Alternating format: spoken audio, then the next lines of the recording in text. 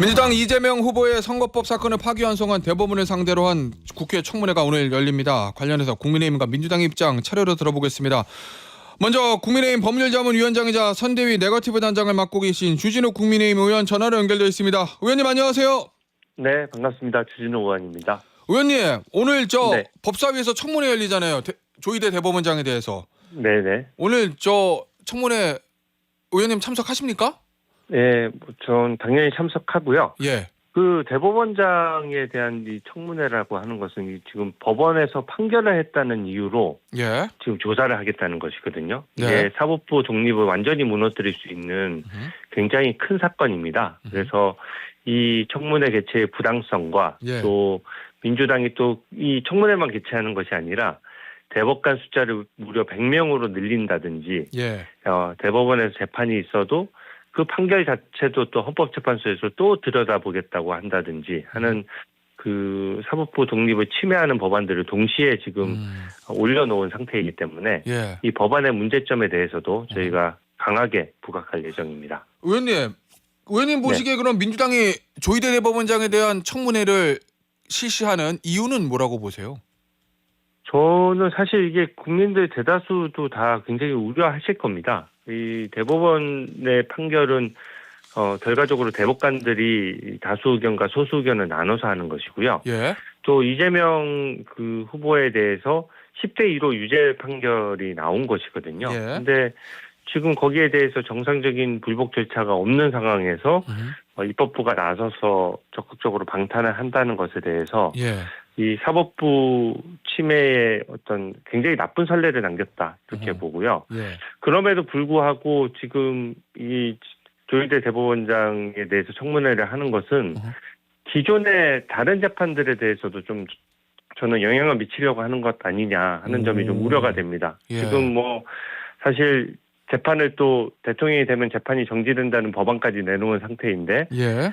재판이 정지되더라도 어쨌든 언젠가는 재판이 이루어질 수밖에 없지 않겠습니까? 예. 그러니까 벌써부터 민주당에서 이 재판 걱정을 저는 하는 것이라고 보고요. 예. 그러다 보니까 유죄면은 재판을 정지해야 되고 무죄면 재판을 진행해도 된다. 이런 예. 코미디 같은 법안까지 지금 제출돼 있는 상태거든요. 예. 그래서 그 북한에 800만 불을 퍼준 사건이라든지 또 민주당 지난 대선에서 김영 민주연구원 부원장이 6억 원의 불법 예. 대선 자금을 받았다든지 이런 부분도 2심까지 지금 선고가 나와 있는 상태이기 때문에 예. 민주당의 여러 가지 사법 리스크를 좀 방탄하기 위해서 판사들을 좀 겁박하는 것이다. 저는 그렇게 보고 있습니다. 민주당의 사법부에 대한 압박이다 이런 말씀이신데 그런데 네. 의원님 그 민주당에서 나오는 얘기 들어보면 이 대법원 파기환송심 판결에 대해서 아니 9일 만에 6만 쪽 다 봤어 이런 얘기들 하잖아요. 네. 졸속 재판 아니냐 뭐 결과도 네. 뭐 결과겠지만 이 과정에 대해서 문제를 삼고 있던데 그 부분은 어떠세요? 네. 아니 이게 지금 재판 뒤집어서 저는 얘기하는 것이라고 생각하는 것이요. 예. 이게 재판이 좀 굉장히 이례적으로 재판이 지연됐거든요. 아 1심에서 예. 네. 1심, 2심 다 사실상 법에 정해진 원칙대로라고 하면 예. 1년 만에 그 형이 다 선고가 됐어야 맞고요.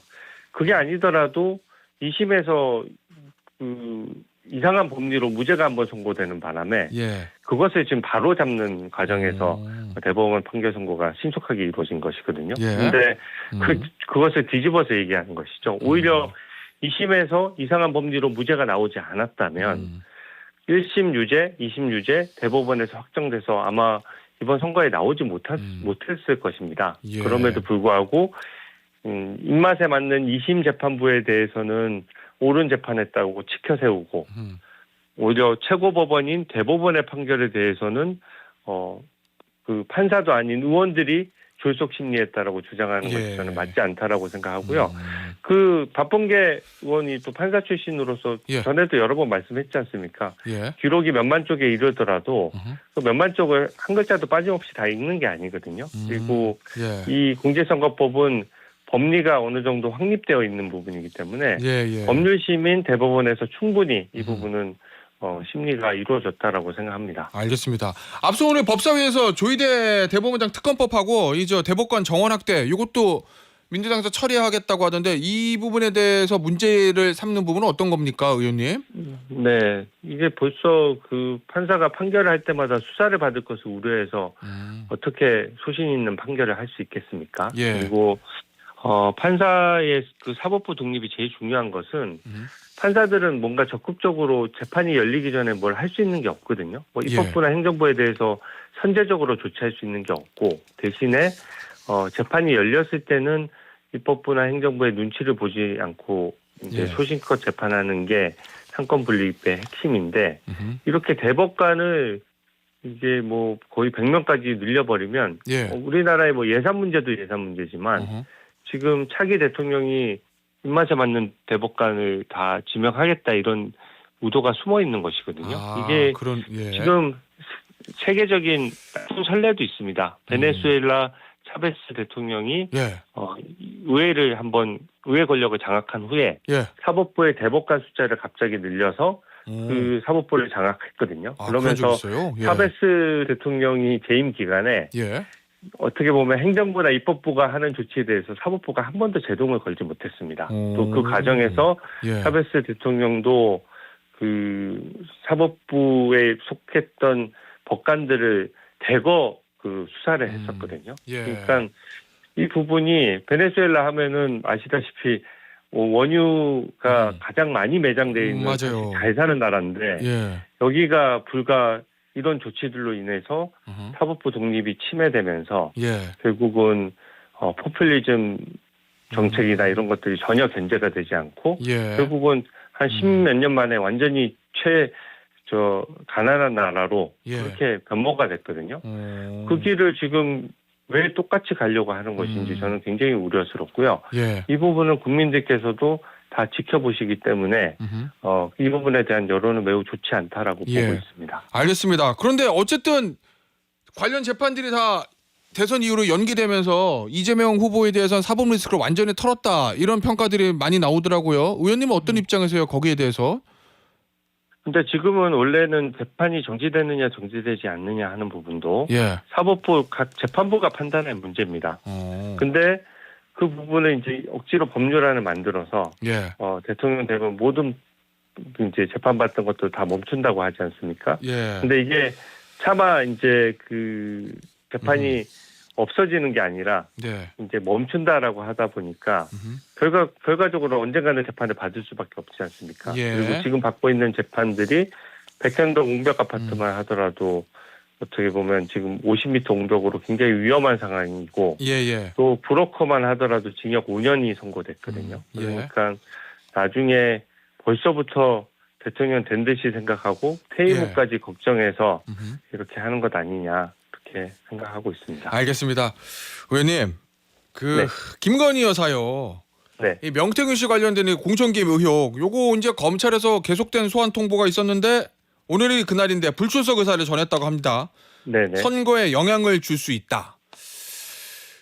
이거를 어떻게 봐야 되나요? 그러면은 대선 전에는 조사받지 않고 대선 후에 새 정부가 들어서면 새 검찰 하에서 조사를 받겠다 이런 의사로 저희가 이해해야 되는 건가요? 네. 근데 아까 잘 말씀하시던데요. 이미 명태균 그 이슈는 이미 여러 차례 나와서 이미 그 부분에 대해서 어느 정도 선거에는 반영이 돼 있는 상황이라고 저도 생각하고요. 다만 그런 게 있습니다. 지금 명태균 이슈를 따지는 게 우리 당의 어떤 국민의힘의 민주적 절차라든지 정당의 건강성, 공천에 어떤 불법이 개입하지 않았느냐 이런 걸 지금 따지는 거지 않습니까? 그러면은 같은 대선 기간에 균형 있게 다뤄야죠. 민주당의 대선 불법 자금이라든지 이런 부분도 사실 그 민주연구원 부원장이었던 김용이 무려 6억 원의 대선 불법 자금을 받은 것도 사실 2심까지는 유죄가 선고돼서 지금 법정 구속돼 있는 상황이거든요. 아, 김용 씨 재판이요? 네. 그러니까 그 부분은 어찌됐든 이재명 후보의 최측근이었던 김용 부원장이 지난 대선에서 6억 원의 현금을 유동규로부터 받은 사건이지 않습니까? 그리고 2심에서 사실심의 최종심인데 법정 구속까지 되어 있는데 이런 부분들에 대해서도 좀 저는 균형 있게 다뤄야 된다라고 생각하고요. 뭐 민주당 내에서 전당대회에서 돈봉투 의혹이 있었던 의원들은 또 재판에 출석조차 하지 않으면서 예. 어떤 우리 국민의힘 관련된 부분만 수사가 진행돼야 된다. 그렇게 하는 것은 형평에 맞지 않다라고 생각합니다. 자, 그러면 의원님 지금 검찰이 최근에 윤석열 전 대통령 탄핵 전후로 김건희 여사에 대한 수사에 대해 속도를 낸다, 기류가 좀 달려졌다 이런 평가가 있는데 그런 검찰의 태도가 부적절하다 이런 말씀이신 거예요? 아니 검찰에서 수사하는 건 수사 상황이 있으니까 예. 거기에 대해서 일률적으로 부적절하다라고 할 수는 없지만 예. 또 재판 연기와 관련해서는 뭐 솔직히 이재명 후보는 너무나 많은 연기를 해왔지 예. 않습니까? 그러니까 일방적인 예. 거기에 대해서 과도한 정치적 비판보다는 검찰에서 법과 원칙에 따라서는 예. 처리할 것이라고 생각합니다. 자, 그러면은 김건희 여사가 지금 저 선거에 영향 끼치는 거를 이유로 불출석 사유서 냈잖아요. 네. 요거 자체는 그냥 부적절하다고 보시는 거네요. 이미 영향을 줬다고 의원님도 말씀하셨으니까. 네. 근데 그 이재명 후보가 그렇다면 예. 대장동 재판이나 모든 온갖 재판들도 예. 다 연기 신청서를 냈지 않습니까? 예. 그러니까 그것에 대한 부적절성도 같이 논한다면 제가 거기에 대한 평가를 하겠는데 예. 지금 말씀하시는 것 자체가 사실은 선거 국면에서 예. 그럼 이재명 후보 측은 모든 재판을 지금 하던 재판도 현재 선거 기간이기 때문에 다 멈춰야 되고 예. 우리 당과 관련된 것들은 어쨌든 부정적 이슈인데 어허. 이 부분에 대해서 무조건 수사는 다 진행돼야 된다. 예. 이렇게 하는 것은 저는 어떤 경우에도 형평에 맞지 않다고 생각하거든요. 그럼 양쪽 다 대선 이후에 하는 게 맞다 이런 말씀이시군요. 네, 예. 아니면 양쪽 다 알겠습니다. 저는 하려면 예. 양쪽 다 법과 원칙에 따라 처리하고 예. 비판을 하더라도 그 부분에 대한 비판이 균형 있게 이루어져야 되겠죠. 예. 알겠습니다. 이 윤석열 전 대통령의 거취 문제가 이제 항상 이슈였지만 어제 또 얘기가 나오기 시작했는데 네. 자진 탈당 가능성 뭐 이런 얘기가 솔솔 나오는 것 같던데 의원님 좀 관련해서 좀 들으신 거 있으신가요? 좀 뭐 들은 정보는 없고요. 예. 사실 그 부분에 대해서는 사실 뭐 여러 가지 당내에서 여러 가지 의견이 있는 것으로 저도 알고 있습니다. 예. 근데 다만 이제 그 부분이 선거가 너무 얼마 남지 않았고 사실 이번 대선에서 저는 민주당은 지금 항상 내란, 특검, 탄핵 이런 것들만 이제 타령처럼 계속 부르는 상황이거든요. 예. 근데 이번 대선에서 더 중요한 것은 이제 외교 노선을 친중 친북할 것이냐 아니면 당당하게 대미 외교를 펼칠 것이냐 또 그 과정에서 어떻게 국익을 지켜나갈 것이냐 예. 또 민생 경제가 어떻게 우리가 그 새로운 반전을 일으킬 것이냐 이런 것들이 더 중요한 문제이기 때문에 예. 지금 말씀하셨던 부분들은 좀 부차적인 부분이라고 생각을 하고요. 예. 또 이 부분에 대해서는 이 현재 우리 국민의힘 당원들 사이에서도 상당히 이견이 있는 상황이기 때문에 이 부분에 대한 그 논란보다는 저희는 또 새로운 대선 이슈 또 미래지향적인 정책 이슈로 좀 승부를 해야 된다라고 생각합니다. 자, 그러면 윤석열 전 대통령의 자진 탈당, 출당 이런 이슈가 선거 국면에서 주요 이슈로 떠오르는 거는 바람직하지 않다 이런 말씀이신 거죠? 예, 그렇죠. 예, 중요한 게 저희 입장에서는 예. 네, 예. 이거 어쨌든 과거의 문제이고 거기에 대한 그 비상계엄 등에 대해서는 예. 어제 김문수 후보도 그 잘못됐다는 입장을 명확히 밝힌 상황이고요. 또 예. 거기에 대한 법적 책임이나 정치적 책임 이런 예. 부분들은 원칙대로 또 지면 되는 거 아니겠습니까? 특히 법적 책임은 재판도 열리고 있는 상황이고요. 예. 그래서 이번 대선에서는 그런 부분도 물론 영향이 없진 않겠습니다만 더 중요한 것은 예. 미래 먹거리고 또 청년 세대에게 빚 떠넘기지 않는 것이고 저는 그런 것들이 더 중요하다라고 생각합니다. 알겠습니다. 마지막으로 이거 짚어보죠. 지금 김문수 국민의힘 선대위에서 네거티브 단장을 맡고 계신데 의원님께서 지역구가 부산 해운대시잖아요. 네, 맞습니다. 언론 어떤 보도 보니까 민주당이 이재명 후보가 PK에서 어마어마한 득표를 노린다 뭐 이런 보도가 있던데 부산 민심은 어떻게 읽고 계세요? 네, 지금 부산 민심은 저도 지난 주말부터 부산에 있었는데요. 예. 일단 그 이재명 후보가 부산에 대해서 또 여러 가지 공약을 했습니다. 해양수산부로 이전한다든 이런 공약을 했는데 부산 시민들의 생각은 그것입니다. 지금 민주당이 절대 다수의 의석을 가지고 있는 상태에서 예. 산업은행 이전도 지금 하지 않고 있거든요. 음흠. 그러니까 산업은행 이전에 대해서 명확하게 반대한다는 입장도 밝히지 못하면서 사실상 법을 통과시키지 않음으로써 이제 사실상 산업은행 이전을 못하도록 하고 있는 것이죠. 예. 근데 지난 문재인 정부에서 한전공대 같은 경우에도 굉장히 필요성에 대해서 이미 대학생들이 줄고 있는데 공대를 또 적자인 한전이 투자한 공대를 만드는 게 맞느냐 이렇게 지적이 있었는데 지역 균형 발전을 위해서 한전공대를 밀어붙여서 사실상 개교를 한 상태지 않습니까? 예. 근데 지금 부산을 어떤 금융의 메카 내지 금융 중심지로 만들겠다는 것은 이번 정부뿐만 아니라